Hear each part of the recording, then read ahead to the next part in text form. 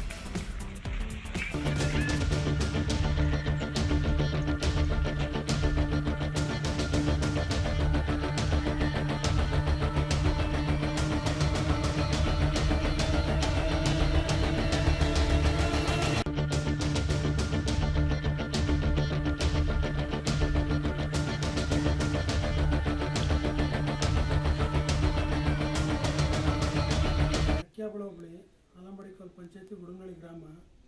ನಾವು ಪೂರ್ವಜರ ಕಾಲದಿಂದಲೂ ನಾವು ಕುರಿ ಸಾಗಾಣಿಕೆ ಮಾಡ್ತಿರೋದು. ಇವತ್ತು ನಿನ್ನೆ ರಾತ್ರಿ ನಮಗೆ ನಮ್ಮ ಮನೆಯಿಂದ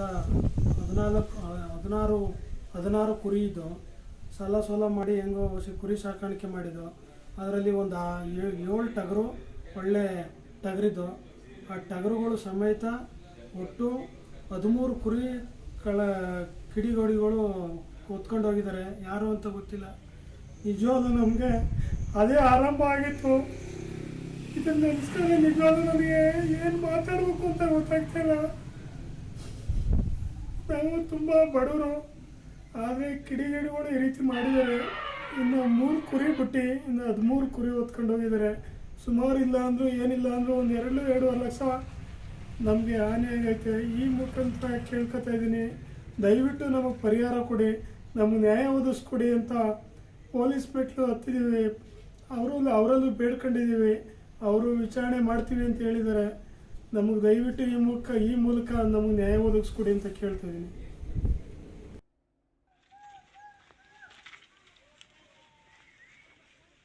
ಒಂದೇ ದಿನ ಬೇರೆ ಬೇರೆ ಹೋಬಳಿಯ 2 ಕುಟುಂಬದ ಲಕ್ಷಾಂತರ ಮೌಲ್ಯದ ಕುರಿಗಳು ಕಳ್ಳತನವಾಗಿರುವ ಘಟನೆ ಮಂಡ್ಯ ಜಿಲ್ಲೆಯಲ್ಲಿ ನಡೆದಿದೆ.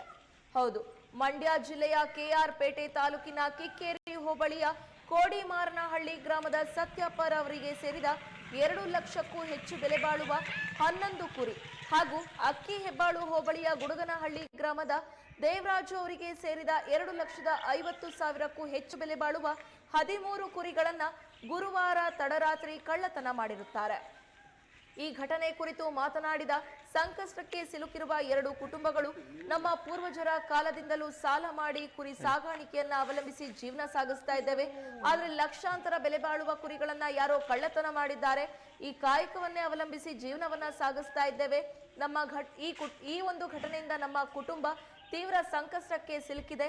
ಹಾಗಾಗಿ ನಮ್ಮ ಜೀವನದ ಆಧಾರಗಳಾದಂತಹ ಕುರಿಗಳನ್ನ ಪತ್ತೆ ಹಚ್ಚುವ ಮೂಲಕ ಕಾರಣಕರ್ತರಾದ ವ್ಯಕ್ತಿಗಳನ್ನ ಬಂಧಿಸಿ ಸೂಕ್ತ ಕ್ರಮ ಕೈಗೊಂಡು ನಮಗೆ ಸೂಕ್ತ ನ್ಯಾಯ ಒದಗಿಸಿಕೊಡಿ ಅಂತ ಹೇಳಿ ಗೋಳಾಡ್ತಾ ಇದ್ದಾರೆ.